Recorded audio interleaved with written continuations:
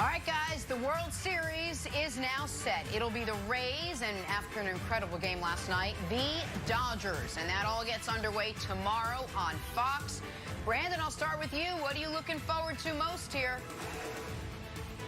Yeah, 2 weeks ago, we had Tom Brady on to preview this series. The first question I asked was, is this the year that the Dodgers finally get over the hump?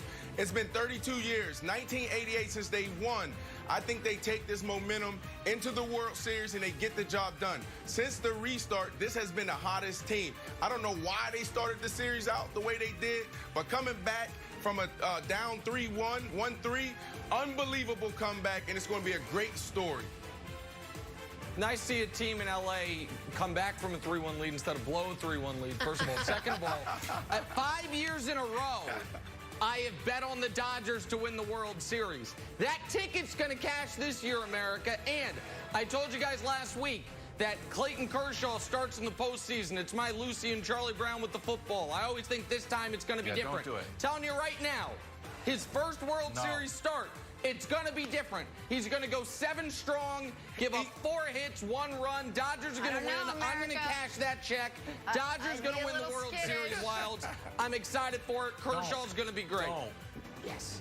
I'm pulling for Kershaw, but at this point, I don't know what you got to do to get him right. I'd be very, very worried about Kershaw starting. Nick, please do not spend any of your daughter's college tuition on betting on Kershaw having a good performance. Just don't do it.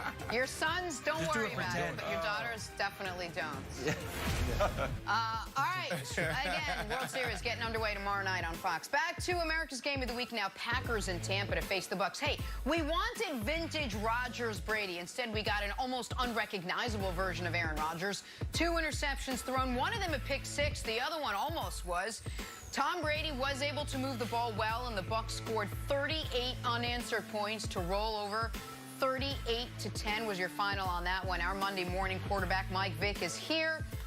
Mike, how surprised are you Tom Brady and the Bucs blew out Aaron Rodgers and the Green Bay Packers yesterday? Really not surprised at all. Because when you have a guy like Aaron Jones who makes the comments like he made towards Tom Brady this past week, it was all the fuel to the fire that the Tampa Bay Buccaneers needed. And when I played, if you came at me or came in my neck about anything bulletin board material-wise, then you was going to have every player on the offense and defensive side of the ball giving 100% effort and coming at you. Now, that was the motivation, I think, to win the game, but I didn't know it would get out of hand to where it was. I honestly thought it would be a competitive game. I thought the Packers would be able to go up and down the field at will and make it a shootout versus the Bucs defense, but it showed to be otherwise. And, you know, I respect the Tampa Bay Buccaneers and what they was able to put on display yesterday is everything that we thought they would be able to do, you know, from day one. And they did it, and it showed up at the perfect time of the season on one of the biggest stages. And I think this will set the tone for this team moving forward. But Aaron Jones, you know, has to tone it down when it comes to, you know, going after another player, especially a guy like Tom Brady, because it's not just Tom Brady that he offended. He offended everybody, and it showed yesterday. And I think he had about 6 yards total yesterday. And every time I looked up, he was getting slammed in the B gap. He was getting slammed in the B gap all day yesterday. Yeah, he should be embarrassed. He should be more embarrassed than Aaron Rodgers doing the little pump, Nick. The little you don't like Aaron Rodgers celebration. I absolutely loved it in the moment. But I'm not shocked that they won the game. I'm shocked how they won the game, Mike. And I don't know if it was all about Aaron Jones. I just think it comes down to that defense and Todd Bowles. Oh, my goodness. Friday, we previewed this game. We talked about what quarterback had the biggest challenge, who had the tougher job. And I chose Aaron Rodgers because I didn't think he's been challenged up to this point. Tom Brady has. Thursday Night Football, going into Chicago, going against that defense, Akeem Hicks, and then also the beast Khalil Mack. So, to me, this is all about what they did on defense. You look at their offensive line. They were the best in the business coming into this game. They only let Aaron get hit 9 times, sacked 3 times. Well, yesterday, 4 sacks, 11 hits.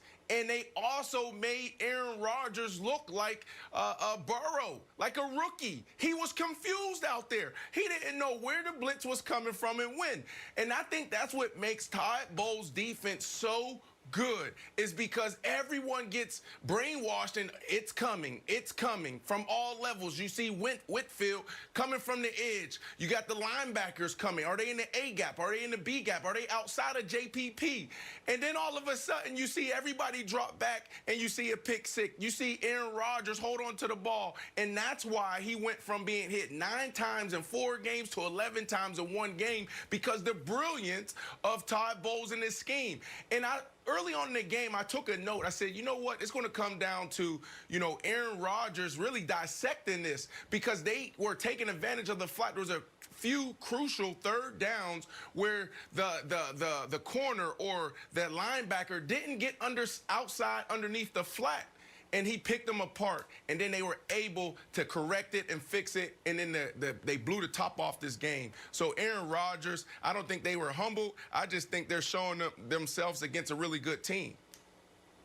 Well, so a couple things to kind of amplify Mike's point. It's actually, if we're thinking of the same comments, the comments, my quarterback doesn't forget the down, it's even worse, because Aaron Jones at least been a Pro Bowler, but it was the other running back. It was Jamal Williams. So a guy who's done even less in this league was the one taking shots at the GOAT, your GOAT, Tom Brady. Oh, which if there is bulletin board. No, but the point remains. Your point about that it got the Bucs fired up absolutely remains, especially when it's a guy who'd accomplished even less than Jones had. But I think this game, if I'm a Packers fan, I think it is eerily familiar to what happened last year in the regular season against San Francisco, when everything was going really well, and then you played a team who you could not block, and they embarrassed you. And no matter how good the rest of the year went for the Packers, I felt like, and I don't know if they felt like this or not, but they should have, in the back of their mind, man, if we play them again, what's going to change? And I'm not sitting here to tell you the Packers can't beat the Bucs, but I am sitting here telling you it reminded me a lot of last year, where it was like their front is just bigger and stronger than the Packers' offensive line. Packers had a good offensive line. I know Bakhtiari got knocked out of the game, but he's one of the best left tackles in football. And that's the concern, Wilds. I'll talk about the Rodgers stuff later. The concern is the Bucs' big people annihilated the Packers' big people, and a guy that both Brandon and Mike, I think, played for in Todd Bowles. Todd Bowles takes over a defense that was the 32nd ranked defense in the NFL when he got there. And by the end of last year, they were playing at a top 10 level, and this year they've been playing at a top 5 level. That was the story of the game more than anything else, Wilds. Yeah. See, the question that I have, Nick, is it going to be like the 49ers where you lose twice to them, or is it just a scheme thing? It's like, we saw what the Bucs did. If we play them again, we won't do this. Because I want to play the sound here. Jamel Dean knew that he was going to get a pick six. If we can play it, take a listen, Mike. I was really, when I saw the formation, then I seen how like everything started to develop. I'm like, I have to make this play because I know what's coming.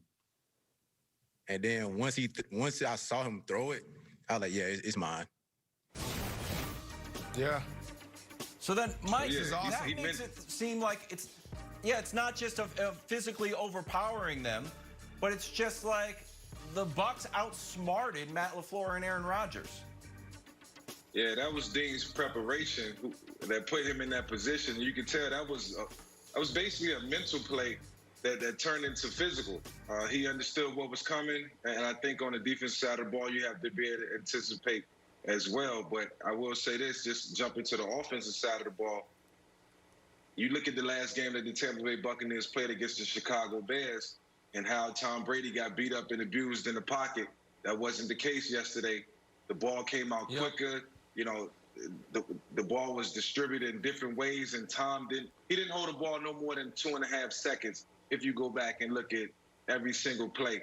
And then they got Gronkowski involved, which is, a story for a different day. But, everything looked different yesterday, and this team was totally ready for this challenge.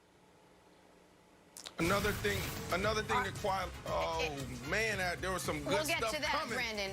Tough day for Aaron Rodgers. Tough day for Baker Mayfield.